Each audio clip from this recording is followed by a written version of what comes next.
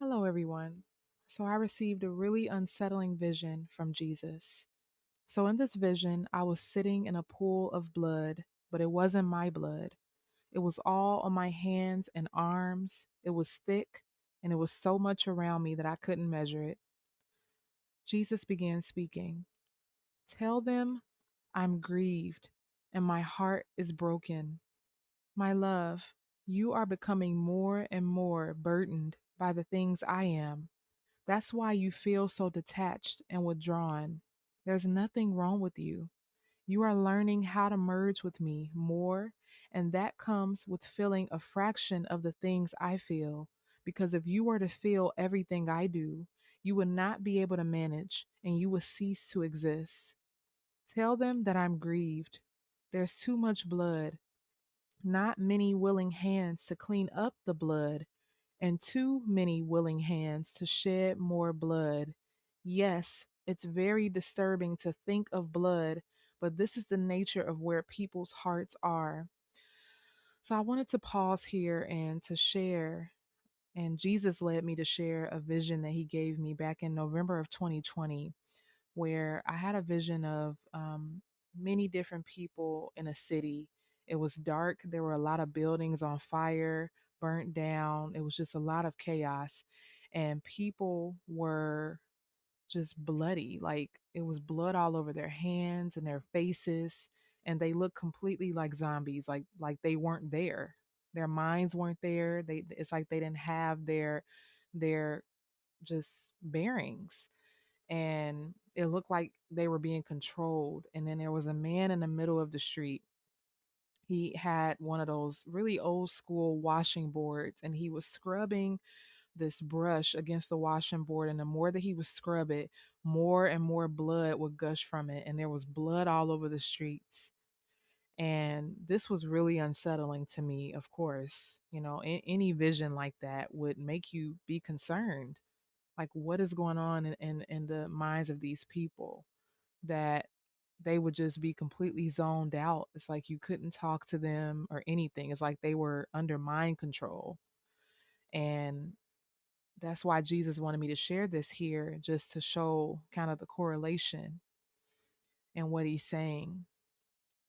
So Jesus continued, as blood continues to thicken in this country, so does my grief and my judgment. I'm stressing this because I want to give you an opportunity to see the error of your ways, my children. You will not win this fight. I may not be physically present among you, but I am everywhere, even in your thoughts and your heart. Your protests to defend evil will not produce the results you're hoping for. I am pleading with you to stop this madness. So many of you know who I am and engage in this debauchery, and you set a horrible example for those who don't know me. They believe that there are no consequences for their actions because you conduct yourselves as if you are unaware of the consequences for your defiance. I love you enough to warn you that you're about to fall off the cliff into the abyss where I won't be able to pull you from against your free will. It's your choice. What will it take for you to come back to me and say no to the world?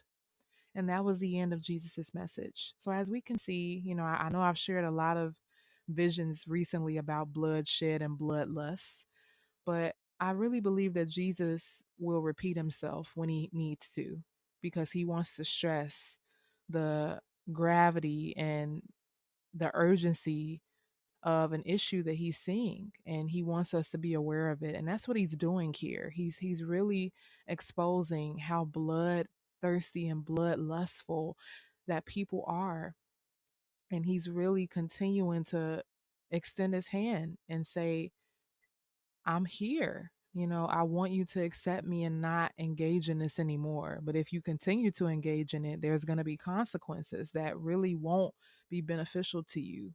Even though you think that you may be able to get away with what you're doing and there be no consequences, but it's not. It's not going to go over in your way. It's not going to go in your favor. And that's what he's saying here. So it's just another warning, another just urgent pleading from his heart for people to really begin to wake up. And I believe he's speaking to the people who really know him. because those who don't know him, they don't really understand what they're doing. They don't understand the gravity of what they're doing. They don't understand the effects of what they're doing. So I believe in this message that he is really speaking to those who know of him, because a lot of those of us who know him are engaging in these practices, and we have an inner lust and desire for blood. Even though we say that we love the Lord, really inside of our hearts there's a lot of evil and a lot of wickedness that has to be removed. So in this message, he's really speaking to those individuals. So if this is you and you felt a lot of anger, a lot of rage, Jesus wants to save you. All you have to do is repent. All you have to do is come to him and say, Lord, I'm sorry. Please renew me.